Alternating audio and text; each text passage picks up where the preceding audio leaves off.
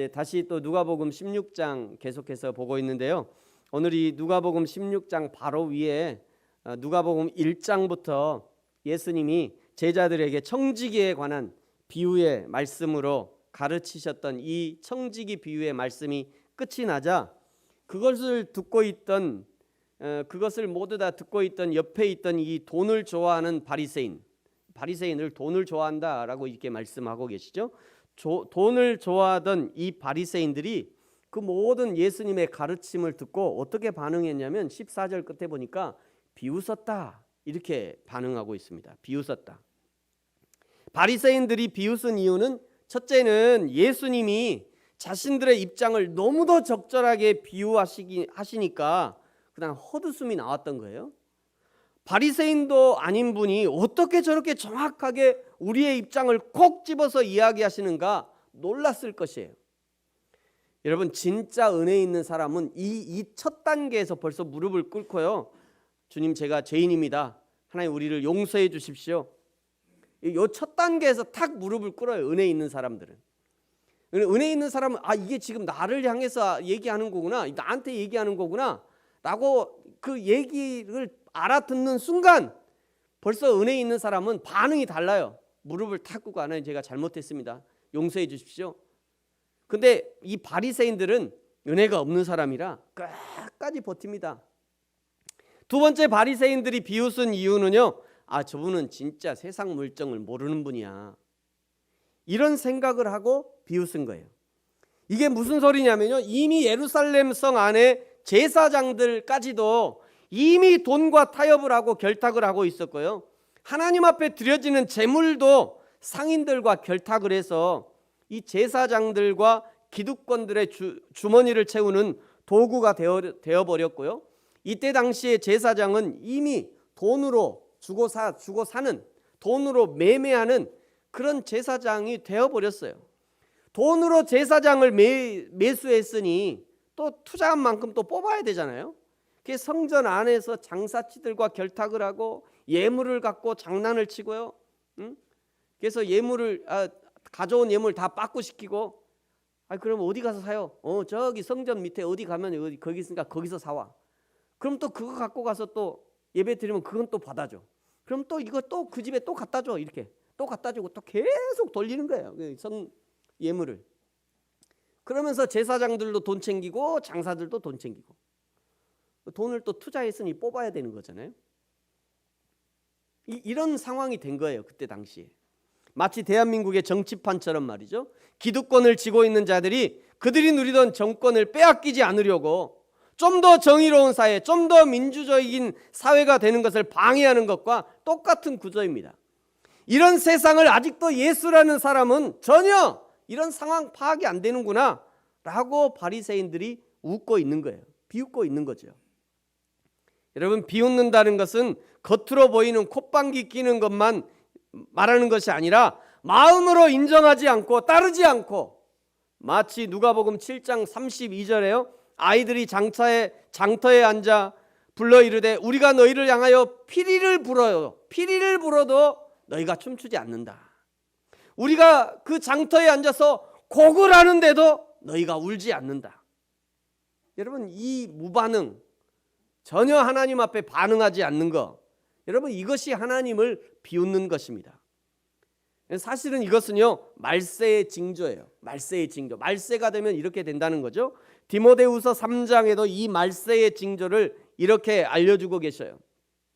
너는 이것을 알라. 말세에 고통하는 때가 이르면 아마 이런 일이 있을 것이다. 이렇게 이제 말세의 징조를 알려주시는데요. 사람들이 자기를 사랑하고 돈을 사랑하고 자랑하고 교만하고 비방하고 부모를 거역하며 감사하지 아니하고 거룩하지 아니하고 무정하고 원통함을 풀지 아니하고 모함하고 절제하지 못하고 사납고 선한 것을 좋아하지 않고 배신하고 조급하고 자만하고 쾌락을 사랑하고 하나님 사랑하는 것보다 더하고 경건의 모양은 없으나 경건의 능력은 부인하게 될 거야. 이것이 말세의 징조라는 거예요. 여러분, 가만 보면요, 여기 말세에 나타나는 형상들, 여기 자기 자랑, 돈 사랑, 또 자기 사랑, 자기 자랑, 교만, 비방, 부모 거역, 감사하지 않는 거, 거룩하지 않는 거, 무정한 거, 원통함을 풀지 않는 거, 모함하는 거, 절제하지 못하는 거, 사나운 거, 선한 것을 좋아하지 않는 거, 배신하는 거, 조급한 거, 쾌락을 사랑하는 거, 경건의 모양은 있는데 경건의 능력은 부인하는 거. 여러분, 이 말세의 징조들이 사실은요, 전부 다 매우 긴밀하게 연관이 돼 있다는 것을 우리가 알아야 됩니다. 이게 다 연관이 돼 있는 거예요. 다. 예를 한번 들어볼까요? 여기 선한 것을 싫어하는 사람이 있죠? 선한 것을 싫어하는 사람은 자기 자랑을 몰두합니다. 선한 것을 싫어하기 때문에 절제하지 않아요. 선한 것을 싫어하기 때문에 늘 모함하기를 좋아해요. 선한 것을 싫어하니까 비방해요. 선한 것을 싫어하니까 교만한 거예요. 선한 것을 싫어하니까 감사하지 않아요. 자만해요. 쾌락을 좋아합니다. 또 여기 교만한 사람들이 있죠? 이거 다 연결돼 있어요. 교만한 사람은 남들 비방하기 좋아하고요. 교만한 사람이 부모를 거역하는 거예요. 교만한 사람이 무정한 것이고요. 교만하니까 감사하지 않는 것이고, 교만한 사람이 돈 사랑하는 겁니다.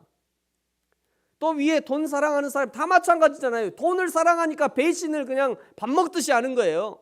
돈을 사랑하니까 자기를 사랑하는 거, 돈을 사랑하니까 비방하고, 돈을 사랑하니까 모함하고요. 어떻게든지 그래갖고 돈 벌려고 그러고, 속여서라도 돈 벌려고 그러고, 사람 죽여서라도 돈 벌려고 그러고, 사람이 몇 죽어나가도 안 받고 돈 벌려고, 돈 아까워서. 여러분, 이것이 말세의 징조라는 거예요. 어떤 사람들은 이 중에 특정한 것이 두드러지게 나타나기도 하고, 어떤 사람은 약하게 나타나기도 하는데, 이것이 약하게 나타난 사람이라 해도 그 기저에는 말이죠, 그 바닥에는 이런 악한 것들이 깔려 있다는 거예요. 악한 것들이. 여러분, 그럼 우리가 이 세상에서 어떻게 해야 됩니까? 그러니 어떻게 하냐? 성경의 권면은 매우 단호합니다. 이런 자들에게서 내가 돌아서라 내가. 여러분, 혹시 우리 주위에 이런 사람이 있으면 당장 돌아서시기 바랍니다. 여러분, 혹시라도 여러분 자신에게서 이런 모습이 발견되면요, 그냥 깜짝 놀라야 돼요. 그냥 내 몸에 불이 붙으면 아이고 불을 이렇게 털어내는 것처럼, 혹시라도 내가 이런 모습이 발견되면 빨리 털어내야 됩니다. 빨리 털어내야 돼요. 여러분, 그냥 두면요, 내 온몸을 불사르고 내 영혼을 불사르고 우리의 인생을 불살아버리게 되는 거예요. 히브리서에서도 이 말세의 징조를 알려주시는데요, 히브리서 10장 25절에 이렇게 말씀해요. 여러분, 같이 한번 읽어볼까요? 시작. 모이기를 패하는 어떤 사람들의 습관과 같이 하지 말고 오직 권하여 그날이 가까움을 볼수록 더욱 그리하자. 아멘. 그런즉 말세가 되면, 이 그날이라는 게 말세인 걸 얘기잖아요. 말세가 되면 하나님을 예배하는데 모이지 않는다는 거예요. 하나님을 예배하는데 잘 모이지 않습니다. 우리 교회뿐만이 아니라 대부분의 한국 교회들이 잘 모이지 않아요. 잘 모이지 않는 곳은, 잘 모이는 곳이 딱 한 군데 있어요. 어디가 잘 모일까요? 한 군데가 아니고 몇 군데가 있군요. 어디가 잘 모여요? 금요일 날 밤에는 나이트클럽이 잘 모일 것이고요. 또 어디가 잘 모여요? 이단들이 잘 모여요. 이단들 가보세요. 바글바글합니다. 사람들이 바글바글해요. 신천지나 하나님의 교회 가보세요. 구름대처럼 사람들이 몰려와요. 신천지나 하나님의 교회가 또 다른 이단들이 이게 잘 되는 거 보면서 어떤 사람도 이렇게 얘기해요. 아이, 목사님, 저 신천지나 뭐 이런 데도 뭔가 있으니까 모이는 거 아니에요? 뭔가 거기 하나님이 또 할 만한 게 있으니까 모이겠죠. 이렇게 말하는 사람도 있더라고요. 여러분, 그것이 아니라 마치 밤에 불을 켜놓으면 이렇게 불나방이 모여드는 것처럼 거짓을 사랑하는 사람들이 거기서 거짓을 가르치니까 서로 모여드는 거예요. 그런데 정상적인 교회는요, 사람들이 왜 안 모일까요? 이단들의 모임에는 직장에 사표를 쓰고 모이기도 하고요, 모임을 파기하기도 모이고, 예? 친구랑 뭐 얘기했다가도 그거 못하고 그냥 그리 가잖아요. 그런 게 많아요. 근데 정상적인 교회는 진리를 가르치는데도 희한하게 모이지 않습니다. 여러분, 성경은요, 이런 현상에 대해서 이렇게 평가해요. 데살로니가 후서 2장 12절에 진리를 믿지 않고 불의를 좋아하는 모든 자들. 그러니까 진리를 믿지 않기 때문에 진리가 선포되는데 안 가는 겁니다. 진리, 불의를 좋아하기 때문에 불의한 곳으로 가는 거예요. 이것이 성경의 결론이에요. 여러분, 그래서 성경이 말씀하는 거예요. 모이기를 패하는 어떤 사람들의 습관과 같이 하지 말아라. 오직 서로 권면해서 말세가 가까울수록 더욱 그리하자. 어쩌자는 거죠? 더욱 어쩌자는 거예요? 모이기를 힘쓰라는 거예요. 더욱 모이기를 힘쓰라. 진리를 위해서 모이는 것이 그냥 자연스럽게 되는 것이 아닙니다. 그렇기 때문에 서로 권면해서 모이기를 힘쓰라는 거예요. 아내는 남편을 권면하고요, 남편은 아내를 권면하고, 부모는 자녀들을 권면하고, 예배하는 자들이 되도록, 진리를 따르는 자들이 되도록. 사랑하는 성도 여러분, 오늘 성령 하나님께서 저와 여러분에게 권면합니다. 모이기를 패하는 어떤 사람들의 습관과 같이 하지 말고 종말의 때가 가까울수록 더욱 모이기를 힘쓰시기 바랍니다. 예배하기를 힘쓰시기 바랍니다. 성경을 읽고 성경을 탐구하는 일에 힘을 쓰시기 바랍니다. 그것이 저와 여러분을 향하신 하나님의 뜻이에요. 예수님이 청지기에 비유해서 말씀하신 것처럼 이 바리새인이야말로 하나님과 재물을 겸하여 섬기는, 사실은 겸하여 섬긴다는 것이 말도 안 되는 일이죠. 그렇게 할 수 없어요. 그저 하나님을 액세서리 정도로 섬기는 그런 자들인 거죠.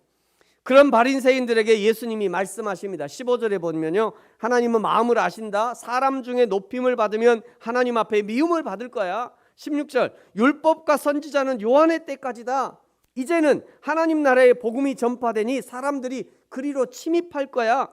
마태복음 11장 12절에요, 천국은 침노하는 자의 것이다 라고 하는 이 비유와 같은 비유인 것이에요. 복음의 은혜는 여러분 그냥 얻어지지 않습니다. 침노해야 드디어 얻어지는 거예요. 그냥 집에서 누워 있어 보세요. 복음의 은혜가 얻어집니까? 성경이라도 펼쳐야 얻어지는 거죠. 그냥 집에서 있어 보세요. CTS나 극동방송이라도 켜야 이 복음의 은혜가 얻어지는 거지. 그냥 집에 있어 보세요. 예배라도 참석해야 복음의 은혜가 나에게 오는 거지. 그런 거 아무것도 안 하고 그냥 하나님 나 사랑하시니까 나 해주겠지 하고 그냥 입에서 떡 벌리고 입 벌리고 있으면 감이 떨어지나? 감나무 밑에 가야 감이 떨어질 거 아니에요. 안 된다는 거예요. 안 됩니다. 복음의 은혜는 쉽게 얻어지지 않아요. 지금도 여전히 천국은 침노하는 자의 것이에요. 여러분, 세상에 어떻게 사람이 천군 천사가 지키고 호위하는 하나님의 나라를 침범할 수 있습니까? 하나님 아버지께서 그 자녀의 열정과 열심과 천국을 향한 아름다운 헌신을 기뻐하심으로 천국 침노를 허용해 주시는 거예요. 하나님이 허용해 주시니까 침노가 가능한 겁니다. 17절에 보세요. 그러나 하나님의 율법, 하나님의 원칙, 하나님의 마음, 하나님의 율법이 하나님의 마음인 거니까요. 하나님의 원칙인 거잖아요. 이 하나님의 율법은 결코 변치 않을 것이다. 이 율법의 원칙이 뭐냐면 13절에 이미 말씀하셨어요. 하나님과 재물을 겸하여 섬길 수 없다는 거죠. 여러분, 우리 하나님이 결코 그것을 용납하지 않으시는 겁니다. 18절에 다시 한번 바리새인들의 물질을 향한 집착, 하나님을 버리고 물질에게로 가버린 바리새인들을 비유하시면서 자기 아내를 버리고 다른 데 장가가는 것이 곧 가늠한 것이다. 똑같다. 이렇게 얘기하면서 지금 바리새인들의 상황이 그렇다는 겁니다. 돈을 좋아하고 돈을 쫓아 살고 돈을 위해서 인생을 허비하는 사람들이 바리새인 같은 사람이고, 그런 사람들이 가늠한 사람들과 일반이다 얘기하고 있는 거예요. 사랑하는 성도 여러분, 오늘 그리스도인을 거룩한 신부로 맞이하시기를 원하시는 그 하나님의 마음을 알아 날마다 기쁨으로 오직 여호와 하나님만 섬기고 따르는, 오직 예수님만 사랑하고 섬기는 저와 여러분이 되어지기를 예수님의 이름으로 축복합니다. 19절부터는 이제 한 부자와 나사로의 비유를 말씀합니다. 이 비유 역시 사실은 이 바리새인들, 돈을 사랑하는 바리새인들의 비유로 들고 있는 거예요. 부자는 자색 옷을 입고 호화롭게 살고 있지만 나사로라 이름하는 이 거지는 온몸에 피부병이 돋은 채로 부자의 집 앞에 버려져 있습니다. 버려졌다라고 말씀하시는 걸 보니까 아마 이 부자의 집에서 일하던 종이 아니었을까 생각합니다. 부자가 자신의 종이 병들고 쓸모 없어지자 내쫓은 거예요. 그러나 멀리 가지 못한 종이 그 집 문 앞에서 구걸을 하는 겁니다. 물론 이것은 이 부자집 앞에서, 그래서 부자집 앞에서라도 구걸하면 좀 먹고 살까 해서 다른 데 있던 병자를 갖다 놓을 수도 있어요. 두 가지, 둘 중에 하나, 뭐 여러 가지 가능성은 있을 수 있습니다. 그런데 부자도 그 집 사람들도 다 몰라라는데 그 집 개는 이 나사로를 알아보고요, 좋아서 그냥 핥고 있어요. 반겨주는 거죠. 개만 반겨줘요, 나사로를. 22절에 보니까요, 그러다가 거지는 죽어서 아브라함의 품에 안기고 아브라함의 품이라는 것은 천국 하나님 품을 표현하는 거죠. 부자는 죽어서 그 부자는 23절에 보니까 음부에 떨어지게 됩니다. 부자가 그 음부의 고통 중에서 천국에 있는 나사로를 보고 손가락 마디에 물 한 방울만 적셔갖고 내 혀에 좀 떨어주게 해주세요, 이렇게 호소합니다. 그러자 하나님이 그것을 불가능하다고 아주 단호하게 거절하셔요. 자, 25절 26절 같이 읽습니다. 25절 26절 시작. 아브라함이 이르되 예, 너는 살았을 때 좋은 것을 받았고 나사로는 고난을 받았으니 이것을 기억하라. 이제 그는 여기서 위로를 받고 너는 괴로움을 받느니라. 그뿐 아니라 너희와 우리 사이에 큰 구렁텅이가 놓여 있어 여기서 너희에게 건너가고자 하되 갈 수 없고 거기서 우리에게 건너올 수도 없게 하였느니라. 아멘. 살았을 때는 나사로를 향해서 늘 냉정하게 대하고 박대하더니 죽어서는 하나님께 박대함을 받는 것입니다. 이 세상에서 제일 비참한 사람이 이런 사람들이죠. 이 땅에서는 떵떵거리며 살다가 죽어서 지옥 가면 뭐 하려고, 그게 인생 잘못 산 거죠. 비록 이 땅에서 좀 어렵게 살고 이 땅에서 좀 힘들게 살아도 믿음으로 살다 보니까 힘들어, 믿음으로 살다 보니까 어려워요. 그래도 이 땅에서 그 고난 견디며 살다가 죽어서 하나님의 품에 안겨야지, 그게 복된 거죠. 이 땅에서 아무리 잘 살아도 뭐예요? 하나님 나라에 가서 죽어서 지옥 떨어지면 그거 끝인 거잖아요. 26절에 너희와 우리 사이에 여기 큰 구렁텅이가 있다 라고 하는 이 말씀은 천국과 지옥의 차이를 설명하는 겁니다. 천국과 지옥은 도무지 서로 왕래할 수 없는 그런 곳이다, 이것을 설명하는 거예요. 이 큰 구렁텅이는요, 팔레스타인 지역의 그 사막지대에 가보면 흔히 볼 수 있는, 이 물이 있을 때는 물이 막 엄청난 강처럼 흐르다가 비만 안 오면 그냥 모래사장이 되어버리는 그런 와디, 협곡을 가리키는 겁니다. 이 큰 구렁에 대한 아브라함의 언급은 하나님의 결정이 결코 변경될 수 없다는 것을 보여주는 것이에요. 이것은 이 땅에서 회개할 기회가 있지만 죽고 나면 더 이상 그 같은 회개의 기회가 없다는 것을 말씀하는 것입니다. 죽음에 의해서 결정된 각자의 처소는 어느 누구의 권세의 능력으로도 변경될 수 없다는 사실을 말씀하고 있는 거예요. 여러분, 기회는 이 땅뿐입니다. 이 땅에 살 때 기회가 주어지는 거지, 이 땅을 떠나면 더 이상 기회가 없어요. 헌신할 기회도 없고 사랑할 기회도 없고요. 부모님 돌아가시고 나서 아무리 잘해보세요, 금으로 상을 차린다, 그거 누가 옵니까? 참 몰라요. 사람들은 이게 속이는 거거든요. 살아생전 잘하세요. 부모님 살아생전 잘해야 되고 내가 살아있을 때 잘해야 되고, 두 분 중에 한 분만, 둘 중에 한 사람만 먼저 가도 기회가 없는 거잖아요. 이 땅에 있을 때 잘해야 돼. 이 땅에 있을 때 예수를 믿어야 되고요. 그러자 이번에 음부에 있던 그 부자가 그러면 나사로를 우리 집에 좀 보내서, 내 5 형제가 있는데 이 5 형제 좀 오지 않도록 전가를 넣어달라, 저 죽은 나사로가 살아나면 아마 들을 것이다, 이렇게 요청합니다. 여러분, 이 부자가요 죽어서까지도 아직도 나사로를 이래라 저래라 부릴 수 있는 종쯤으로 생각하고 있는 것 같아요. 이 부자 분명히 이스라엘 사람 같은데 천국에 대해서 완전히 오해하고 있는 겁니다. 누가복음 20장 34절 이하에는요, 하나님 나라 생활을 이렇게 알려주고 있어요. 예수께서 이르시되 이 세상의 자들은 장가도 가고 시집도 가고 저 세상과 및 죽은 자 가운데서 부활함을 얻기에 합당히 여김을 받은 자들은 장가가고 시집가는 일이 없다. 그들은 다시 죽을 수도 없나니 이는 천사와 동등이요 부활의 자녀로서 하나님의 자녀들이다. 하나님의 나라에서는 천자와 동등한 상태가 된다는 거예요. 위아래가 없어요. 모두가 형제 자매일 뿐입니다. 저와 여러분이 하나님 나라에 가면 목사와 성도로 만나는 것이 아니에요. 아버지와 아들과 어머니와 딸로 만나는 것이 아닙니다. 그저 형제와 자매로 만나는 거예요. 시연이 천국 가면 엄마를 뭐라고 불러? 따라서 해봐. 자매님.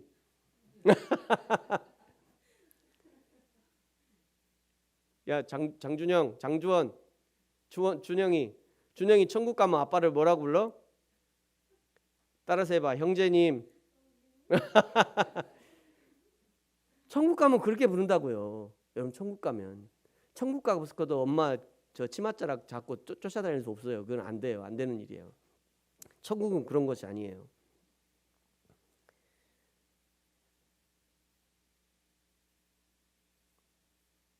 하나님 나라에서 통하지 않는 변명이 하나 있어요. 잘 들으세요, 여러분. 하나님 나라에서 통하지 않는 변명. 하나님이 말해줘. 야, 너 왜 신앙생활을 그렇게 했냐? 이렇게 물으실 때, 목사님이 가르쳐 줬는데요. 목사님이 그렇게 하라고 했어요. 이런 거 안 통합니다. 천국 가면. 이런 변명 안 통해요. 내가 다니는 교회는 당연히 그렇게 했는데요. 이런 거 안 통해요. 이런 변명 안 통해요. 천국 가면 여러분.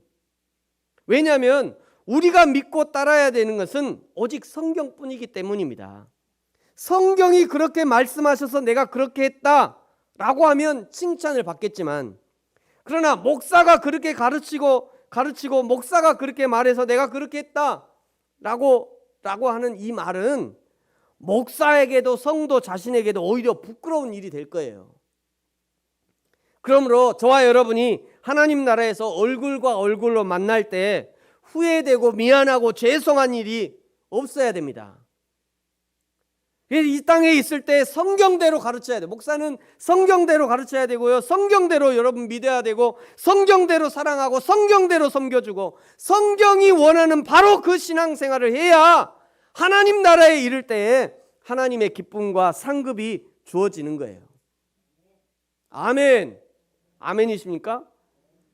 부자가 나사로를 보내서 내 형제에게 경고해달라고 요청했더니 29절에 보면요, 아브라함이, 하나님을 상징하는 거죠. 아브라함이 이르되 모세와 선지자에게 들어야 된다. 다시 30절에 아닙니다. 그렇지 않습니다. 죽은 자가 살아나서 그들에게 가면 그들이 들을 것이라고, 꼭 나사로를 보내달라고, 그러면 회개할 것이라고 이렇게 요청합니다. 그랬더니 예수님이요, 이 부자의 이중적인 잘못을 지적하면서 오늘 16장의 결론과 같은 말씀을 하십니다. 31절입니다. 같이 한번 읽을까요? 결론이니까 다 같이 크게 읽으세요. 시작. 이르되 모세와 선지자들에게 듣지 아니하면 비록 죽은 자 가운데서 살아난 자가 있을지라도 고난을 받지 아니하리라 하였다 하시니라. 아멘. 첫 번째, 이 죽은 부자의 잘못은 지금 현재의 잘못인데요. 모세라고 하는 것은 구약 율법, 즉 성경을 가리키는 것이죠. 선지자란 지금 활동하고 있는 교사들, 목사와 교사들을 가리키는 겁니다. 오늘 지금 율법, 즉 성경에서 말씀하시는 것도 믿지 않고, 선지자, 즉 교사들이나 목사들이 가르치는 말도 듣지 않으면 방법이 없다는 거예요. 성경도 믿지 않고 목사가 얘기하는 것도 믿지 않으면 방법이 없어요. 더 이상 방법이 없다니까요. 어떤 사람들이 목사님이 방법이 없다고 그러면 그래도 목사님이니까 방법을 좀. 방법이 없어요. 성경도 믿지 않고 목사의 얘기도 듣지 않는데 뭔 방법이 있어요? 방법이 없어요. 두 번째, 미래적인 것에 대한, 미래를 잘못 알고 있는 것에 대한 지적인데요. 설령 죽은 자 가운데 살아난다 해도 듣지 않을 것이라는 겁니다. 여러분, 결국 현재와 미래는 구분되어 있는 것이 아니라 사실은 연결되어 있다는 것이에요. 오늘 믿음으로 서 있지 않으면 내일 우리의 믿음을 장담할 수 없는 것입니다. 오늘 하나님 앞에 헌신하지 않으면 내일은 기회가 없는 거예요. 오늘 천국 소망으로 살지 않으면 내일 내가 어디서 눈 뜰지 아무도 알 수 없으니까 그건 알 수 없는 거죠. 여러분, 늘 과거에 얽매여 있는 사람들이 있어요. 내가 말이야, 내가 왕년에, 내가 젊었을 때, 그 다음이 중요한데 지금은 그렇게 못한다는 거죠. 그저 왕년에 했던 일을 추억팔이로 오늘을 사는 사람들이 있어요. 지나간 날들은 그저 지나간 날들일 뿐입니다. 지나간 날들이 오늘을 살아내는 발판은 될 수 있지만 그것이 우리의 오늘이 될 수는 없는 거예요. 또 늘 미래를 사는 사람들이 있어요. 제가 뭐 이거 예와 할 때마다 얘기하는 누구지? 그 바포 목사님 누구죠? 최일도 목사님. 최일도 목사님한테 그 옛날에 최일도 목사님 좀 이렇게 어깨를 좀 깡패를 했나 보죠. 맨날 제자 후배들 형님 이렇게 온답니다. 형님, 제가 요즘 TV에서 형님 그 바쁜 거 봤습니다. 제가 내년에 1억 헌금하겠습니다. 이 어깨들이 와가지고. 그러면 최일도 목사님 뭐라 그런다고? 야, 그 5,000원 꺼내놓고 가. 1년 후에 1억보다 지금 드리는 5,000원이 더 귀하다는 거예요.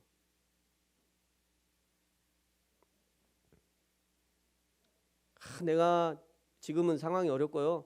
내가 상황이 좀 좋아지면, 내가 좀 마음이 좀 풀어지면, 내가 좀 급한 일 좀 끝나면, 애들이 좀 다 크고 나면, 애들 대학 가고 나면, 교회가 안정되고 나면요, 교회가 좀 더 커지고 나면 그때 뭐 할게요. 지금은 안 한다는 거죠. 여러분, 분명히 기억하시기 바랍니다. 오늘과 내일은요, 구분되어 있는 것이 아닙니다. 오늘과 내일은 항상 붙어 있어요. 오늘의 생활이 내일이 될 것입니다. 오늘의 태도가 내일 나의 태도가 되는 거예요. 오늘 하나님 앞에서 어떻게 하느냐가 내일 하나님 앞에 어떻게 설 것인가를 결정하는 거예요. 그러므로 사랑하는 성도 여러분, 늘 오늘의 신앙을 사시기 바랍니다. 오늘 주님의 손 잡으셔야 됩니다. 오늘 은혜의 손을 붙잡아야 돼요. 오늘 힘껏 사랑하며 사십시오. 오늘 힘껏 섬기며 사셔야 됩니다. 오늘 기회가 있을 때 헌신하고 오늘 마음을 주실 때 헌신할 수 있어야 돼요. 오늘의 헌신, 오늘의 사랑, 오늘의 섬김, 오늘의 믿음이 내일 하나님 앞에 당당하게 설 수 있도록 우리를 인도하시는 것입니다.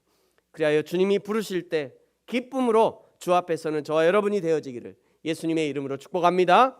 기도하겠습니다.